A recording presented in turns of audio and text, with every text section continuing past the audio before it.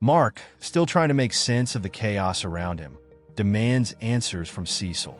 The director of the GDA doesn't hesitate. He reveals that he's deploying the Reaniman as his personal line of defense.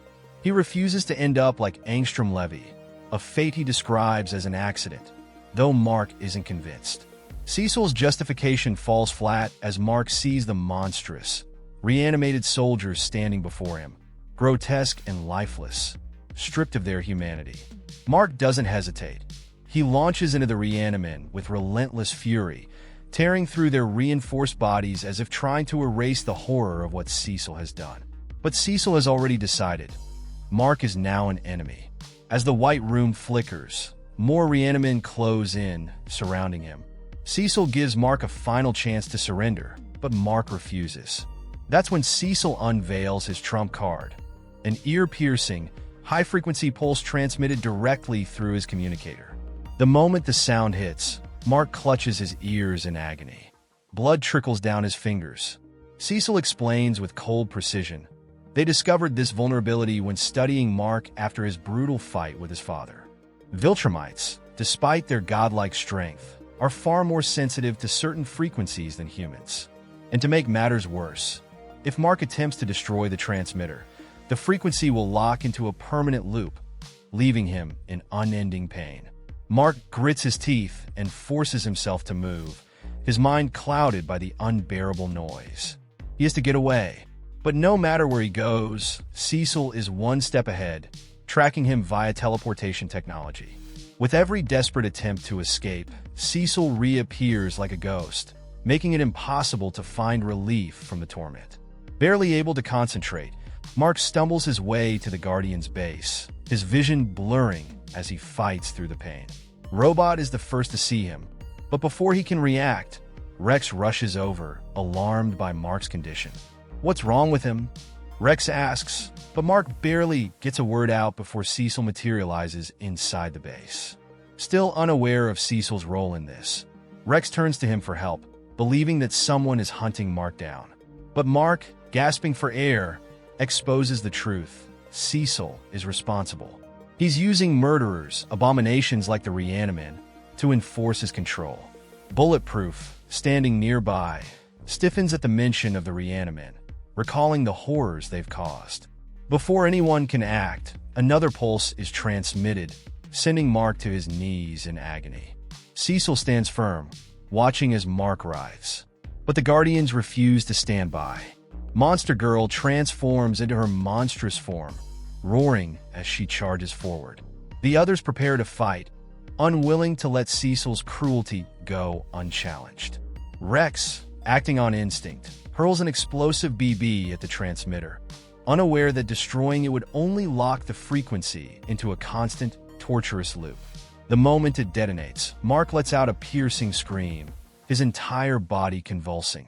Cecil's expression twists into horror. This wasn't the plan. As Mark writhes, the Reanimen seize their opportunity and descend upon him, pummeling him without mercy. The sound of bones cracking fills the air.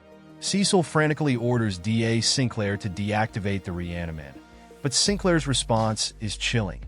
It'll take 5 minutes. 5 minutes Mark doesn't have. But Mark won't go down without a fight. Summoning every ounce of willpower, he rises, his pain fueling his fury. In a swift motion, he carves through 5 Reanimen, his strikes precise and lethal. His survival instincts override the agony coursing through his body. Then, Robot steps forward. He's found the frequency. With a calculated adjustment, he blocks the signal. The pain ceases in an instant. Mark takes in a shuddering breath, his body still shaking from the ordeal. Cecil, regaining his composure, delivers his final decree. Anyone who opposes his methods is free to leave.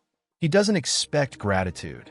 He does what is necessary to save the world, even if it makes him a monster. Mark doesn't hesitate. He severs his alliance with Cecil, fully accepting that their partnership is over. But before Cecil can leave, Mark moves. In a flash, he grabs Cecil by the throat, lifting him off the ground. "You're staying out of my life," Mark warns, his voice dripping with venom. "Every cent you ever paid me is mine now. And if you ever try to recruit Oliver, I will kill you. Cecil, though gasping for air, doesn't look afraid, only disappointed. Mark releases him, letting him fall to the ground before turning to Robot. Get this thing out of my ear, he orders, and Robot quickly complies. When Mark finally returns home, he's met with the worried faces of Eve, Oliver, and Debbie. Eve rushes to him immediately, demanding to know what happened. Mark, still exhausted, recounts everything: his fight with Cecil, the Reaniman, and how their team is falling apart.